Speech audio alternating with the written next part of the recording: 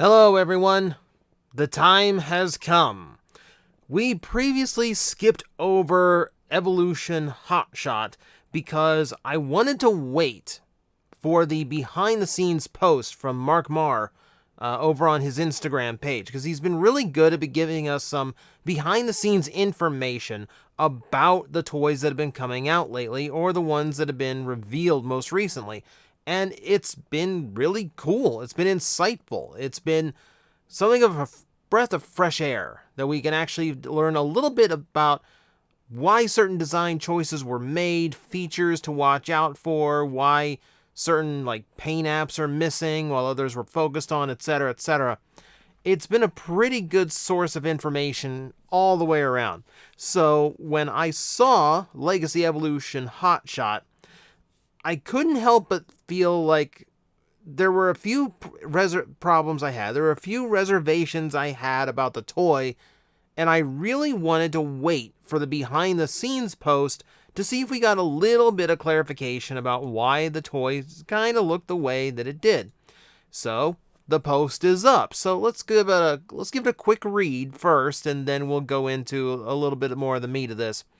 All right. So Takara's legendary Takashi Kunihiro worked on this awesome Legacy Evolution Armada Hotshot. What a pleasure it was to work with him on this key character from the Armada universe. This toy is so much fun to play with, which I had to dive in this weekend. Let's dive into some delicious Hotshot deets. Okay. As you can see from the photos featured here, the Axle Zuka, tire axle that evolves into a bazooka cannon, is blast effect compatible and is his Evo Fusion compatibility. Can we please drop this Evo Fusion thing? Just having 5mm pegs does not make it Evo Fusion. It's the same interchangeable gimmick you've been doing for years. The articulation swivel on the bazooka mount gives you such versatility to display him however you want. If you get bold, you can actually poke out the tire axle out of the C-clip construction, and that's not like a normal C-clip he's referring to. It's a mushroom peg. It's that kind of C-clip he's talking about. And attach it to the double-barreled engine blaster to make the bazooka a handheld weapon. Achievement unlocked. If I do that, I better see that little Xbox thing pop up and give me points for that. When you collect the Legacy Evolution Voyager Armada Starscream character, you'll be able to act out and play out some of the great battle scenes between the two. The more important thing is to give Hotshot his ultimate energized Star Saber weapon. So this toy does not have an Energon weapon the way a lot of these others in this line do. I'm kind of wondering why he didn't come with the Star Saber instead of Starscream when they had a debate over Starscream having either the Star Saber or his actual sword looking energized and fully painted. I really kind of wish Hotshot just got the Star Saber if that was the case, because it's a little bit weird how that worked out. And yeah, I don't know. I feel like it would have benefited him more than it would have benefited Starscream, but whatever. This sports car is just straight mean looking. I love it. Wide-bodied frame, stealthy fast, low to the ground, and even a sweet gunmetal type color tone for the wheels to burn some serious rubber. I would definitely put this dude into the turbo-revving young punk category. Considering he was supposed to be a mix of Bumblebee and Hot Rod, yeah, you can get away with that. Also to note, the transparent tinted goggles stay clear with perfect placement for his optics to see out when positioned down, but we were able to solid coat the rest with some sweet gunmetal paint. Shout out to my guy, Archer Monster _creative for working so hard on the Armada universe all those years ago. So, Aaron Archer. I hope this guy gets you amped, my dude. Okay. 1, welcome back to the 90s lingo. 2, you don't spell dude that way unless you're in the Disgaea universe. Other than that, use proper grammar, my friend. The universes are all coming together in the ultimate Legacy Evolution Showdown. What characters, what universes, what weapons will you make your team accomplish victory all across the Cybertronian realms till the next Body family? Okay, so what I wanted here was some explanation to certain details. What I got was a bunch of hype fluff that didn't actually tell us anything behind the scenes. The only hidden feature we got is the fact that you can take the Axle Bazooka off and make a hand-mounted weapon. The only little extra design flourish we got is to find out that his visor is painted but still translucent where his eyes would line up. That's pretty much it. Everything else is just, this is a cool toy to play with, guys. Which is just typical Hasbro fluff. So it's actually like, I waited for this, and I'm really disappointed because it does not tell me why the design choices were made the way they were. We'll get into that in a bit, but first off, the first thing we need to look up here is Takashi Kunihiro. If you are not familiar with that man, if you're not familiar with that name, it's this dude. It's this super suave looking guy who was doing the first transformation we ever saw of HasLab Unicron in the most like dapper outfit he possibly could, transforming like a boss. He started working with Takara in 1984, meaning he was there for the beginning of the Transformer brand and is still there, still designing to this day. We have, it's hard to track down who designed what in Transformers. It's very rare when we find out some of this, but we do have some toys that he is credited with designing, at least in part. And the earliest one, if we look at the list, is G1 Hot Rod, which is actually a pretty involved and complicated toy for its day. So he's been a go-to guy from the beginning. And if we look at this list, there's some impressive names on here. He's the guy credited with Six Shot, that engineering nightmare. He's credited with Lio Kaiser, the most integrated combiner to that point that Hasbro had produced. Star Saber and Victory Leo, he's one of the designers for that. Star Convoy's on here. Let's see, going down to Beast Wars, Gigastorm. So he did the retooling for on Trypticon for that. Magmatron, another complicated one. Korada. Figure out how to make a snake transform into a robot. They left it to him. Like, that will show you a lot. And he did Night Viper too. 2 snake transformers. He did them both. That's impressive. And again, Robots in Disguise Megatron. Talk about a complicated toy. Yeah, let's see. Apparently he got a reputation for super mode toys because he's the guy who did Cybertron Optimus Prime. He's the guy who did Energon Optimus Prime. So yeah, there's some serious names under him. He's the guy who did Optimus and Jetfire in the Revenge of the Fallen toy line. Made him completely screen accurate while still working in the electronic boxes and working in the combination gimmick, which was apparently, according to reports, paralyzing when he found out they had to combine. But good on him. I mean, that's a pretty spectacular thing that was accomplished with those toys. So the guy who engineered this Hotshot toy knows what he's doing. He is a serious designer who has done serious things. So with all of this out of the way, now, and only now, 8 minutes into the video, now we can talk about Hotshot himself. All right, as I said before, this is definitely the best looking Hotshot toy we've ever gotten. The articulation looks way better. The proportions look a lot better. He doesn't have that weird grimace sculpted into his face. His visor still works.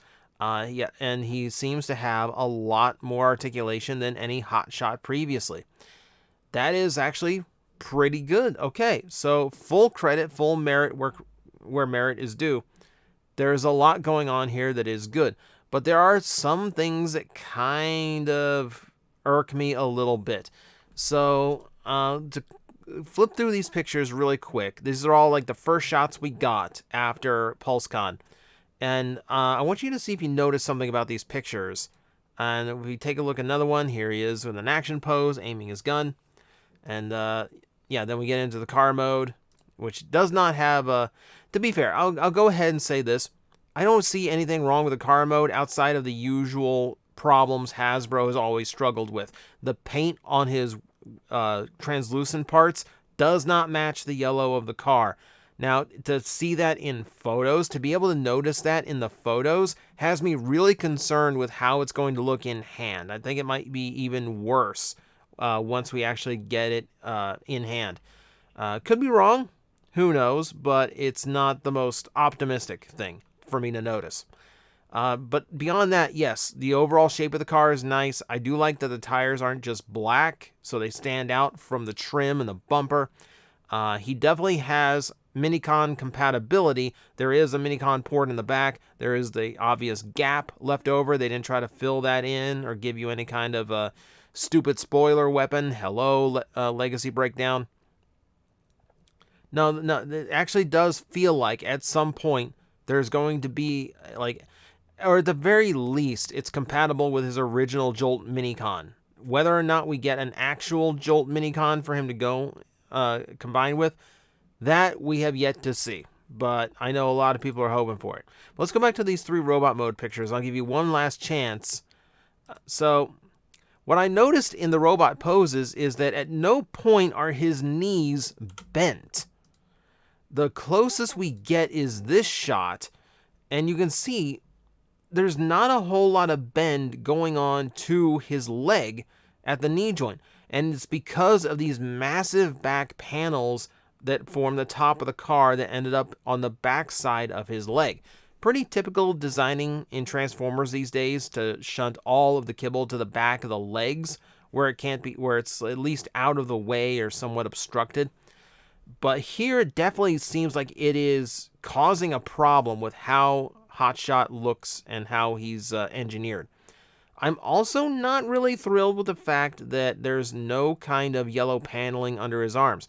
So in the original toy, the kibble under his arms would form the top of the car mode itself, which is what is now underneath his legs. So he's missing some color to his arms. It makes it a little bit less accurate. But more than that, he's missing some bulk. Like, his arms seem really thin for the rest of his body. And I've noticed that with some Transformers lately. I noticed it on Skids, where his arms just seem like really thin from a profile view. A lot thinner than they really should be. And of course, that's just like, the space available to them in the toy. But in this case, it could have been mitigated if some of that shell kibble from the roof of the vehicle mode ended up on the arms just like the original toy. Not only would that have been more accurate, but also potentially less that had to be completely painted over translucent plastic. You can see it's a lot of translucent plastic there. But yeah, like I feel like there could have been fixes here. And what also gets to me here is the fact that the inside of his legs is completely hollow. There's no attempt to hide just raw mechanics and make his leg look more solid. In my head, in my mind's third eye, it feels like this giant panel that takes up the backside of his leg should have been oriented sideways and then folded over to complete the inside of his leg a little bit so it looks a lot more solid. So I'm concerned with how weird his legs look. The more I look at them, the more they kind of look like they needed another pass, or they could have gone a little bit better with how the parts are maintained and managed here. So let's go to some of the other stock photos here. Again, you're not really seeing much of a knee bend going on here. My other concern with the toy was how big the backpack is. So considering that it's not hollow with just wheels, like a shell of a front end of the vehicle, there is the whole Axle Zuka in there and all the engineering it takes to flip it up and turn it sideways. So I'm a little bit worried about how much weight that is going to add to it. Now, I don't have it here, but in the side-by-side, in like the 360 videos they did of this toy, yes, it's a pretty big chunk of car that just hangs off his back, but he does seem to have some heel spurs that do compensate for that. So I can see where that might be a little bit problematic and a little bit weirdly distributed in weight in certain poses. For the most part, I think it should be okay. So that actually did alleviate one concern with me. But it is going to get compounded by like how limited the leg articulation seems.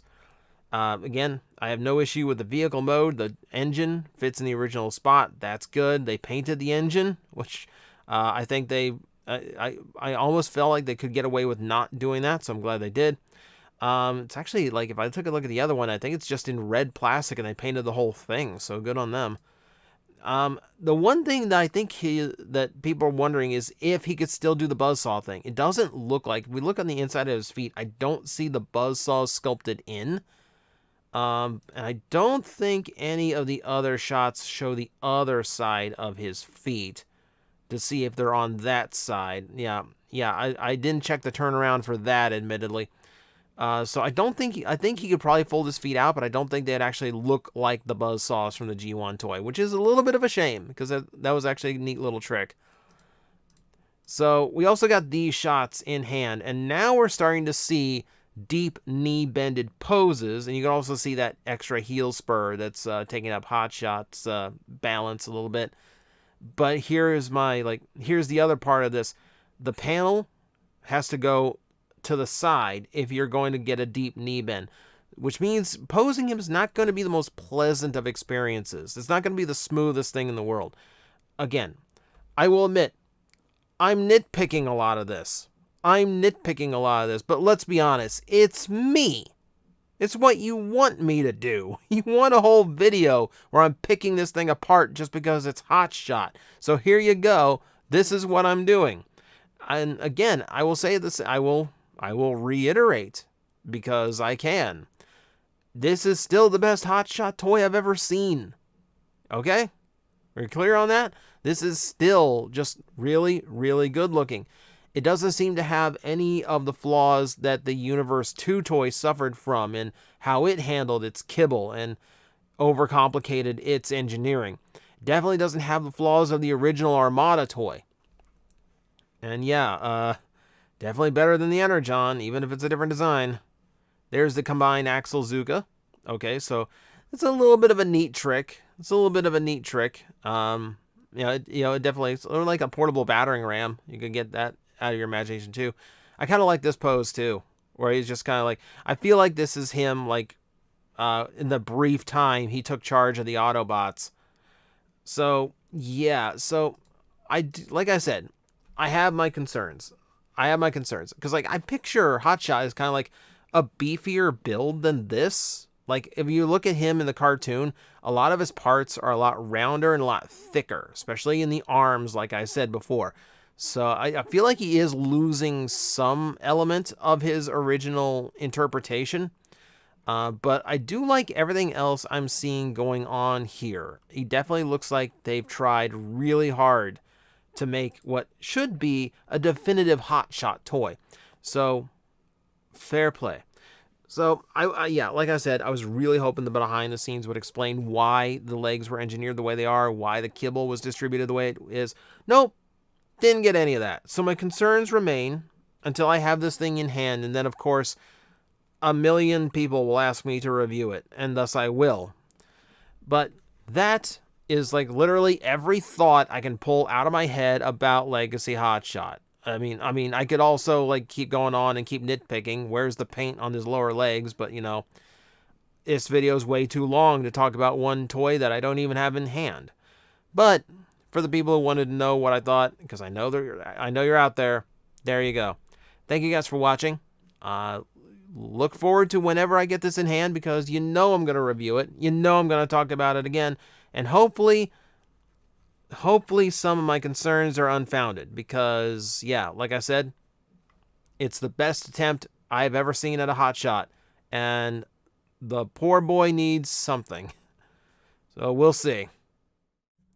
Guys, I am facing the most powerful enemy any YouTuber can face, the algorithm, and I need your help to defeat him. Hit the like button, hit the subscribe button, hit the notification bell, and leave a comment. Every time you do, we attack that algorithm and we drive it back until it can no longer defeat this channel.